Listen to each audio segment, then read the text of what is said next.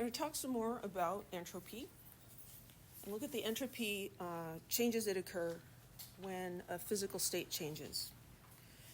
So if we have matter going from a solid to a liquid, the entropy is going to increase. Going from a liquid to a gas, the entropy increases. And in a more informal way, we can think of, well, the gas state is more disorderly than the liquid state or the solid state, especially than the solid state where things are arranged in a particular way and they're fixed. And here the gas particles are just doing whatever. In a more formal way, though, what we mean is that there are more energetically equivalent ways of arranging the particles in the gaseous state. So with keeping the same overall energy, there are more ways that you can arrange these particles than in the solid state. And so one way to look at this is in the solid, we have vibration, and that's really the only movement that these solid particles can have in terms of kinetic energy. They can vibrate. Whereas in a gas, we have, it could vibrate, but it can also rotate and translate. So translation is moving through space. The solid particles aren't able to do that. They aren't able to rotate. So the gas has more places to put energy, and thus it has more microstates.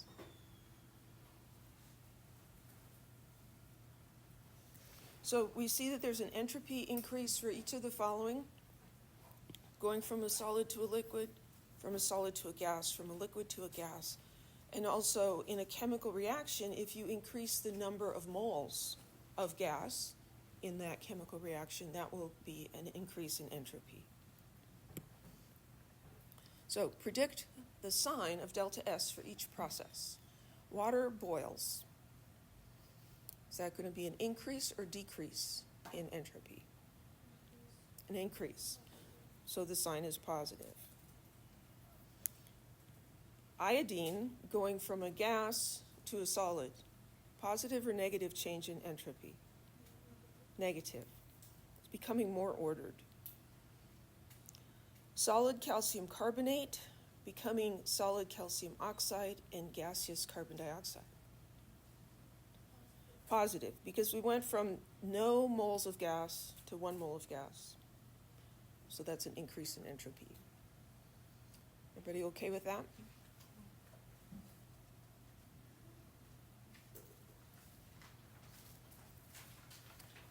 So when we have a change in state, that is accompanied by an exchange of heat between the system and the surroundings. And entropy is related to the distribution of energy among the particles. So if we have energy being exchanged, then that's going to have an effect on entropy. So the change in the entropy can be defined this way. Delta S is equal to Q, the heat exchanged with the surroundings, divided by T, the temperature. And that has to be in kelvins. And this is assuming that we're at constant temperature. And QREV here is the heat exchanged in a reversible process. So what is a reversible process? Well, I guess there's this slide first. So we learned earlier that the units of entropy are joules per Kelvin, and that makes a little more sense now when we think about entropy as a measure of energy dispersal per unit temperature. So when a substance melts, it absorbs energy from its surrounding, and the energy becomes dispersed into the system, and thus the entropy of the system increases.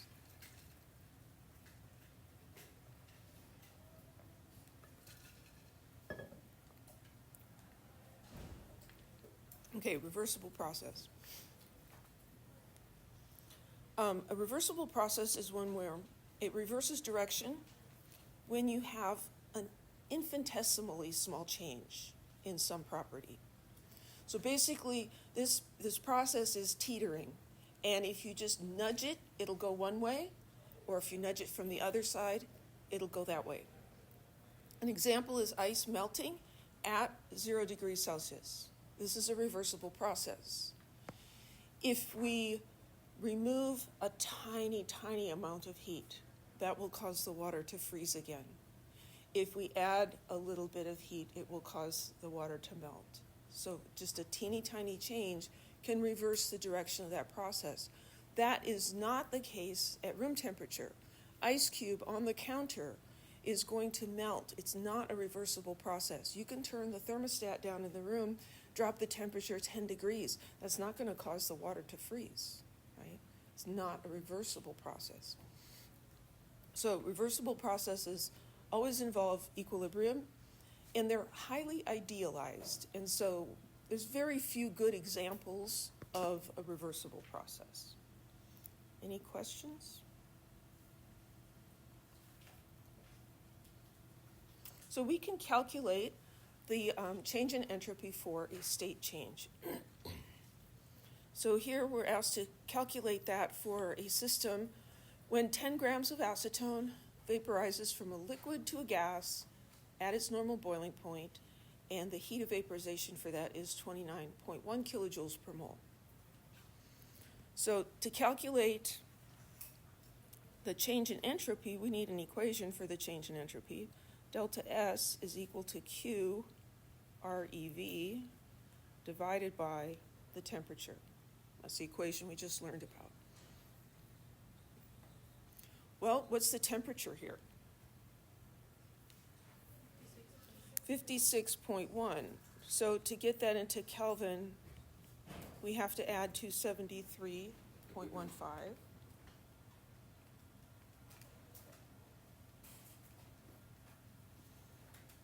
329.25.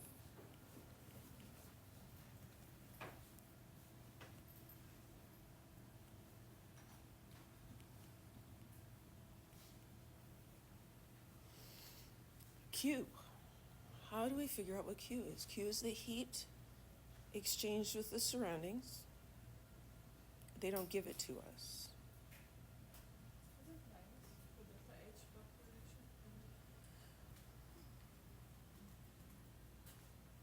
No, it's plus for the vaporization because it absorbs heat as it does that.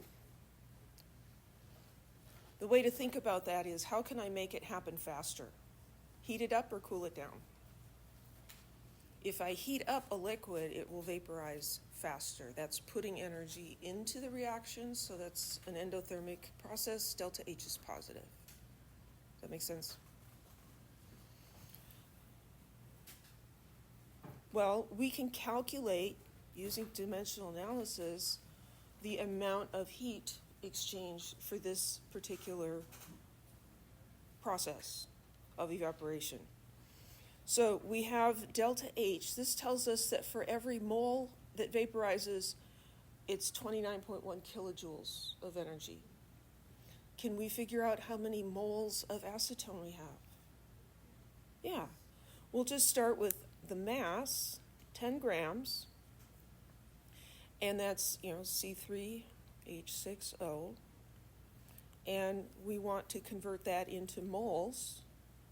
So we want moles up here, and we want to divide by grams. I think this is just so much more effective than trying to memorize. If I'm going from grams to moles, I divide by the molar mass. Or if I'm going from moles to grams, I multiply by the molar mass. I do not think that way at all. That sounds so confusing. I'm just going to put the units in here, and the unit's going to tell me where to put the number. So I need the molar mass, so, I have to calculate that. 3 times 12.01 plus 6 times 1.008 plus 16. Calculated this yesterday, but I don't remember what it is.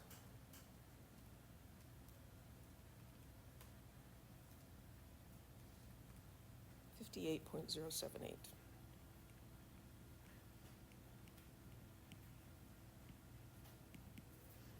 And that many grams is equal to 1 mole of acetone.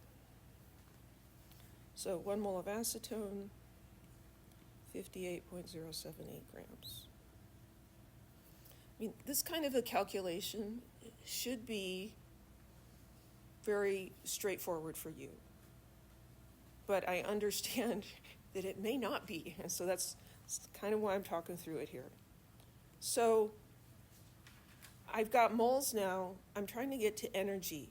And I've got this other term here, delta H, which relates kilojoules and moles, right? So I could go to kilojoules and divide by moles, so the moles are going to cancel out. Again, don't think about should I multiply or divide. Put the units in. So this is 29.1 kilojoules, so 29.1 goes up here for every 1 mole. So we can calculate the energy.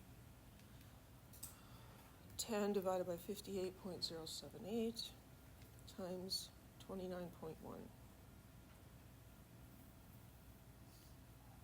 5.0. What do I got going on here? 3 sig figs, 0.1, 0.5 kilojoules. So that's the heat exchanged.